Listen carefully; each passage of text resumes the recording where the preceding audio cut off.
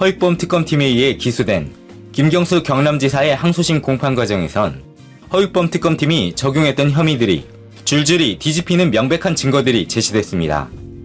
그럼에도 불구하고 항소심 법원인 서울고등법원 형사 2부 함상훈, 김민기, 하태한 부장판사는 김경수 지사에게 1심과 마찬가지인 징역 2년을 선고하며 결국 국민들이 걱정하던 대로 증거재판이 아닌 결과가 이미 정해진 정치재판이라는 것도 또다시 증명되는 순간이었습니다.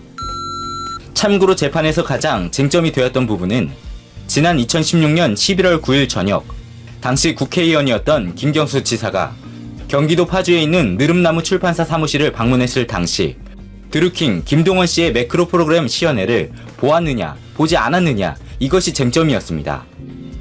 허익범 특검팀의 주장은 김경수 지사가 당일 7시쯤 사무실에 도착해서 경공모 측의 브리핑을 1시간가량 들은 후에 8시부터 30분간 드루킹 김동원 씨를 독대하며 은밀하게 매크로 시연을 지켜봤고 그러고 나서 8시 30분에 사무실을 떠났다는 것입니다.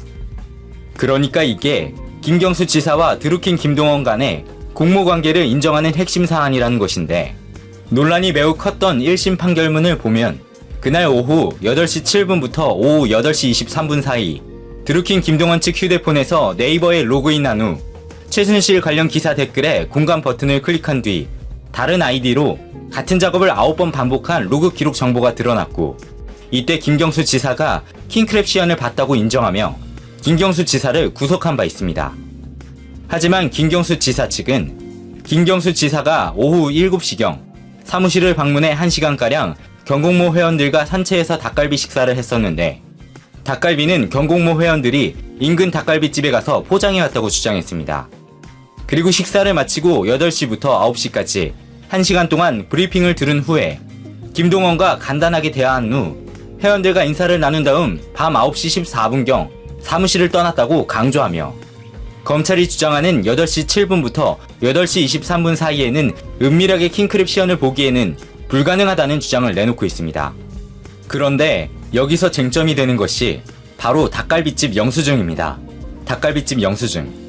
참고로 당시 발행된 닭갈비집 영수증에는 오후 5시 50분에 발행된 것으로 찍혀 있습니다. 하지만 허익범 특검팀은 이 영수증에 대해 경공모 회원들이 인근에 있는 닭갈비집에서 단체 식사를 한 뒤 사무실로 돌아간 후 김경수 지사를 맞이한 것으로 얘기하며 당시 발행된 영수증엔 테이블 번호 25번이 적혀 있다. 그러니까 김경수 지사와 경공모 회원들은 함께 식사를 하지 않았다고 주장하고 있습니다. 그러나 김경수 지사 측은 당일 저녁 사무실에서 함께 경공모 회원들과 식사를 했었다고 반박하고 있고 또한 항소심 재판에서 증인으로 출석했던 닭갈비집 사장은 허익범 특검팀의 주장을 제대로 반박하며 김경수 지사의 주장이 명백한 사실이라면서 문제의 테이블 번호 25번은 포장해가는 손님들을 위해 임의로 만들어 놓은 가상의 테이블이다. 김경수 지사의 주장대로 경공모 회원들은 매장에서 식사를 한 것이 아닌 닭갈비를 포장해 갔다면서 김경수 지사 말이 맞다고 주장했습니다. 그리고 닭갈비를 포장해 갔다는 또 다른 증거도 나왔는데 드루킹 김동원과 그의 배우자가 주고받은 텔레그램 메시지엔 다음 주 수요일 닭갈비 20인분 사서 데워서 저녁 대접하기로 했어요. 조리해서 가져올 거예요. 라며 분명히 닭갈비를 사서 사무실로 가져오겠다는 내용이 드러난 것입니다. 또한 매장에서 식사할 경우 닭갈비만 달랑 시켜 먹을 가능성은 거의 없는 일 아닙니까? 그래서 단체로 닭갈비 식사를 하면 볶음밥이나 음료수 등 추가로 주문하기 마련이고 즉 이런 기록들은 다 영수증에 고스란히 남는 건데 그러니까 음식을 포장해 간 다음 김경수 지사가 도착하기 전 데워놓고 회원들과 함께 사무실에서 식사를 했다는 것입니다. 게다가 이뿐만이 아니라 재판 과정에서는 허익범 특검팀의 주장이 연달아 무너지는 증거들이 제출됐었는데 참고로 허익범 특검팀의 주장은 지난 2016년 11월 9일 킹크랩 시연 이후 본격적으로 킹크랩 개발에 나섰다는 주장이지만 하지만 정작 킹크랩의 개발자들은 시연과 상관없이 개발 계획을 세우고 실행하고 있었다는 것입니다. 드루킹 일당인 킹크랩을 개발했던 개발자의 노트북에선 2016년 10월 19일부터 개발 단계에 따라 체계적인 개발 계획 내용이 담긴 문서들과 해당 일자별로 작성된 더미 데이터라는 이름의 텍스트 파일이 발견되었으며 실제로 허익범 특검이 시연 증거로 내세운 11월 9일 킹크랩의 로그 기록은 이보다 앞서 작성된 더미데이터 10월 30일 텍스트 파일의 내용대로 진행됐고, 이런 유사한 로그 기록들은 11월 4일부터 나타나기 시작하여 김경수 지사의 방문 후인 11월 10일까지 계속됐다는 것입니다. 즉, 김경수 지사와는 전혀 무관하게 이들이 킹크랩을 개발하고 있었다는 정황이라 김경수 지사가 개발을 지시했을 리 없어 보인다는 뜻입니다. 또한 킹크랩을 개발했을 당시 10월 19일경엔 한참 최순실과 관련해서 수많은 내용들이 쏟아지던 시기였으니 그 당시에는 박근혜 탄핵이나 차기 대선에 대한 얘기가 흘러나올 수도 없었던 그런 상황이었습니다.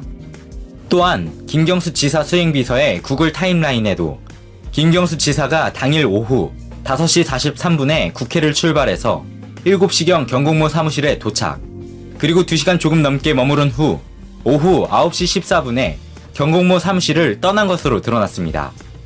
그러니까 허익범 특검팀은 8시 30분경 김경수 지사가 사무실을 떠났다고 주장해 왔었지만, 하지만 수행비서의 디지털 기록에는 분명 40분가량은 더 머물러 있었다는 것입니다.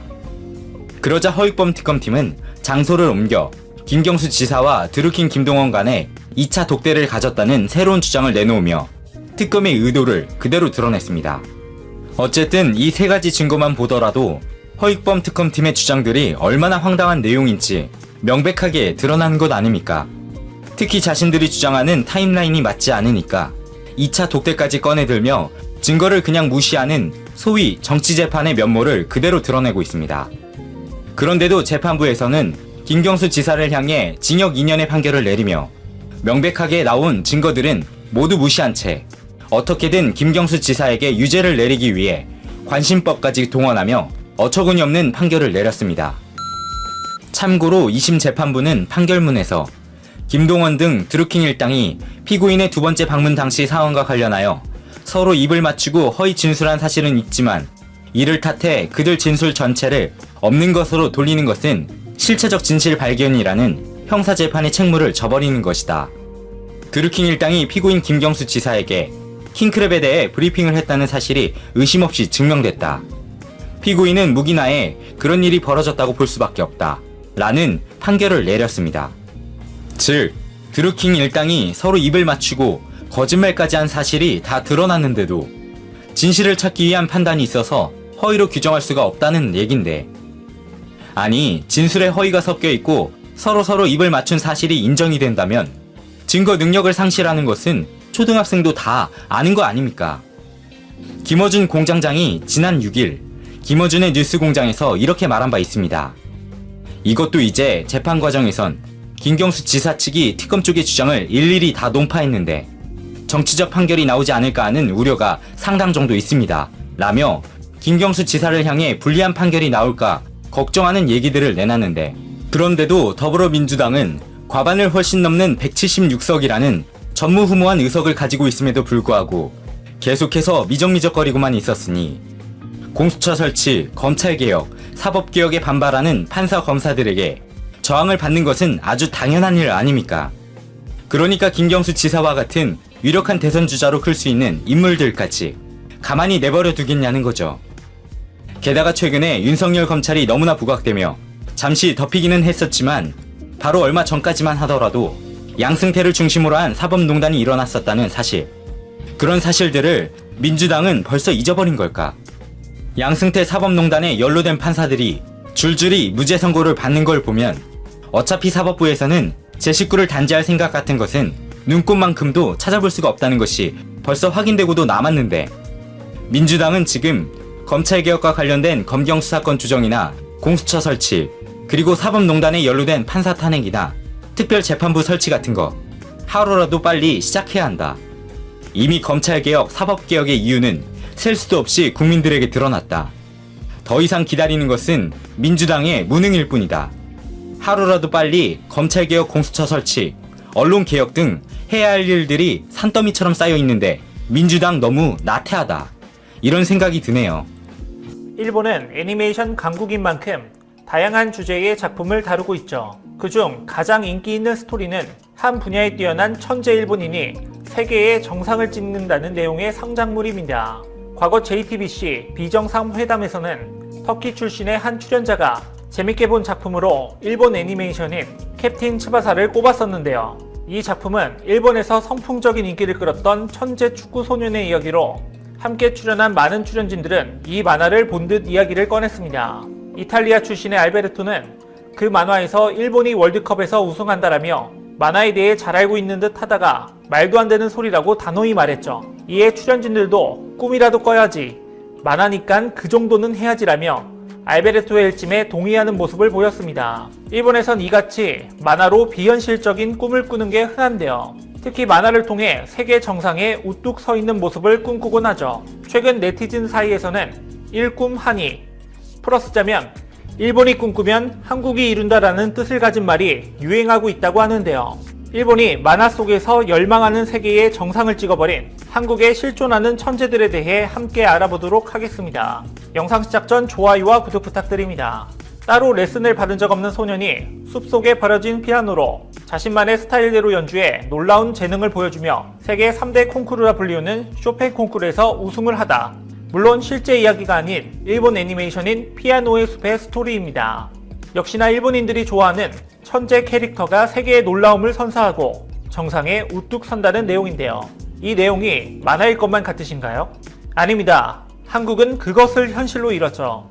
5년 전 폴란드 바르샤바에서 열린 제17회 국제 쇼팽 피아노 콩쿠르 결선의 최종 심사 결과 한국의 조성진이 1위를 차지했는데요. 폴란드 음악가인 프레데릭 쇼팽을 기려 1927년 시작된 쇼팽 콩쿠르는 러시아 차이코프스키 콩쿠르, 벨기에 퀸 엘리자베스 콩쿠르와 더불어 세계 3대 음악 콩쿠르로 꼽히는 최고 권위의 대회입니다. 이런 대회에서 한국인 조성진이 우승을 차지한 것입니다.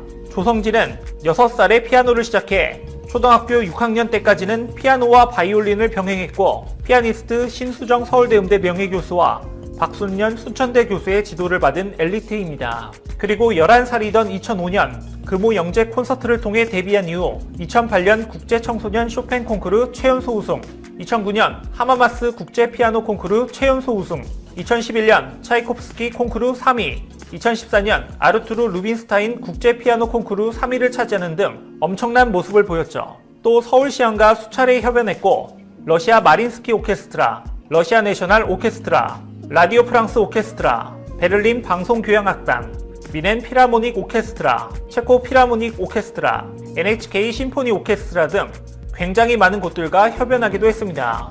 그야말로 일본인들이 꿈에 그리던 먼치킨이자 노력형 천재인 거죠. 일본이 이루지 못한 분야에서 한국이 이렇게 뛰어난 성과를 보이자 치졸한 일본은 만화에서만큼은 한국인을 비열하고 열등한 캐릭터로 묘사하는데요.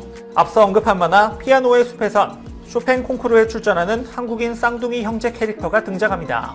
외모를 보나 설정으로 보나 실제 2005년 쇼팽 콩쿠르에 출전한 한국의 임동민, 임동혁 형제를 모티브로 한 캐릭터인 것을 알 수 있는데요. 작품에서는 파이널리스트에도 진출 못하는 다소 찌질한 캐릭터로 묘사했죠. 이게 과연 현실을 반영한 캐릭터일까요? 절대 그렇지 않습니다. 쇼팽 콩쿠르는 참가자 중에 그 상을 받을 자격이 없다 싶으면 그게 1등이든 2등, 3등이든 그 자리 비워놓고 시상할 정도로 깐깐하고 콧대 높은 대회입니다. 그런 대회에서 2005년 당시 임동민, 임동혁 형제는 2위를 비워둔 채 공동 3위를 차지했죠. 그리고 그 뒤를 이어 4등에는 일본인 2명이 공동 수상을 했습니다. 이 같은 일화는 만화에서라도 두 형제의 모티브가 된 캐릭터들을 탈락시켜 한국에게 지기 싫어하는 일본인들의 치졸하고 집요함을 볼 수 있습니다. 하지만 그 분야가 바둑이라면 어떨까요? 한국의 바둑은 그야말로 넘을 수 없는 벽, 넘사벽으로 통하죠. 일본 작가들도 이런 사실을 인정하는지 바둑에서만큼은 한국인 캐릭터를 최강으로 묘사하고 있습니다. 한국에서도 제법 인기를 끌었던 작품인 고스트 바둑왕에서는 그 모습을 볼 수 있는데요. 고스트 바둑왕은 주인공 히카루가 창고에서 오래된 바둑판을 발견한 순간 헤이안 시대의 바둑 천재 기사가 주인공의 의식 속으로 들어와 바둑의 세계로 인도해가는 스토리입니다. 그 만화에서는 바둑계 최강 끝판왕격으로 묘사되는 한국인 캐릭터 고영아를 일본인 주인공 캐릭터들이 끝끝내 이기지 못한 채 끝나버립니다. 일본 만화에서 거의 유일하게 또 한국인이 주인공을 이겨버리고 끝내자 일본 내에서는 항의가 극심했다고 하는데요. 하지만 작가는 이게 현실이다라며 항의를 대수롭지 않게 여겼다고 합니다. 한국인 캐릭터 고영아의 모티브가 된 건 박영훈 구단입니다. 박영훈 구단은 1997년에 11살이란 어린 나이로 전국 아마 10강전에서 우승을 차지했는데 대회 최연소 우승 기록이었습니다. 또 프로 아마 토너먼트 16강과 같은 해 8월 말 KBS, NHK, CCTV 동양 3국 나라가 주최하는 아시아 3국 어린이 바둑잔치에서 한국 대표로 참가했고 같은 해 학초배에서 우승했죠. 거기에 1998년 삼성화재배 아마바둑 오픈에서 우승, 같은 해 학초배 2연패를 달성했고 연말 12월에는 아마국수전에서 준우승, 1999년에 프로에 입단했습니다. 이게 끝이 아닌데요. 2001년 제6기 천원전 우승을 시작으로 각종 대회에서 우승을 차지하는가 하면 2004년 후지츠배에서 우승해 입단 후 4년 7개월 만에, 즉 최단 기간, 당시 최연소로 구단을 승단한 바둑 기사입니다. 이만큼이나 일본인들이 환장할 만한 천재는 발레에서도 찾아볼 수 있습니다. 일본에선 부들거릴 수 있겠지만 당연히 한국인이 그 주인공입니다.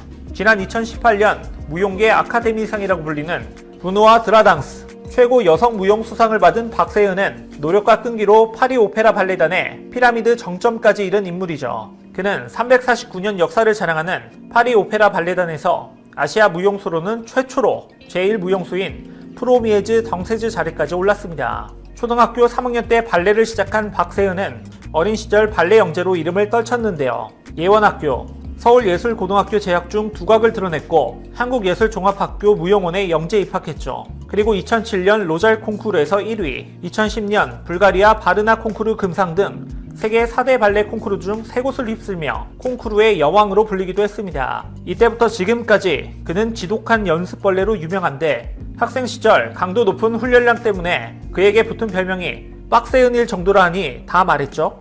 게다가 로장 콩쿠르 수상자에게 주어지는 특전으로 미국 아메리칸 발레 시어터에서 운영하는 스튜디오 컴퍼니에서 1년 정도 연수를 받았고 귀국 후 국제 발레단에서 활동하기도 했습니다. 파리 오페라 발레에 진출한 이후에는 초고속 승진으로 화제를 뿌렸죠. 2011년 준단원으로 입단한 박세은은 2012년 6월 한국 발레리나노는 최초로 이 발레단의 정단원으로 발탁됐습니다.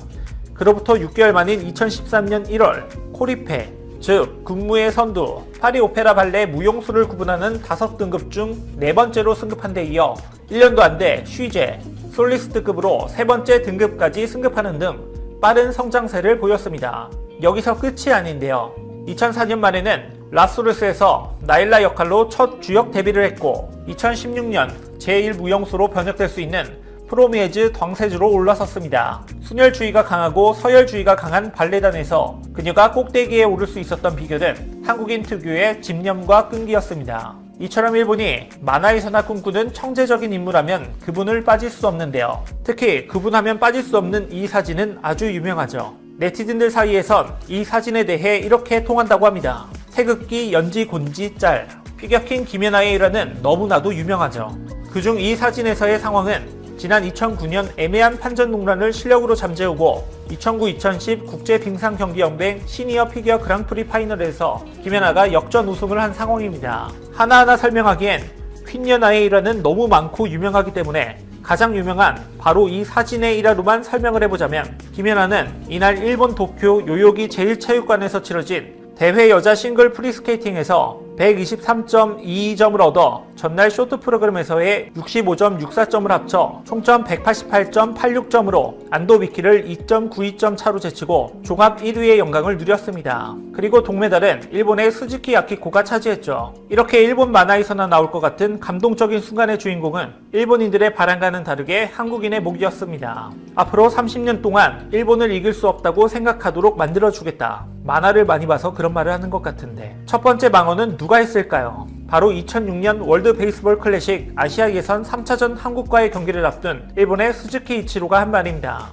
여기에 김병현 선수가 저런 말로 받아쳐 네티즌들의 웃음을 자아냈었는데요. 프로 선수가 저렇게까지 말할 만큼 일본은 만화와 현실을 구분하지 못하고 있는 상황입니다. 지금도 포털 사이트에 일본이 꿈꾸면 한국이 이룬다를 검색하면 일본이 이루지 못한 여러 일화들이 새롭게 갱신되고 있습니다. 그렇다면 일본이 영영 꿈만 꿔준다면 한국이 모두 잃어버릴 수 있지 않을까요? 이와 관련된 여러분들의 다양한 의견 댓글로 남겨주시면 감사하겠습니다. 혹시 주식하시나요? 소프트 파워 관련 급등 종목이 알고 싶으시다면 오른쪽 버튼을 클릭해주세요.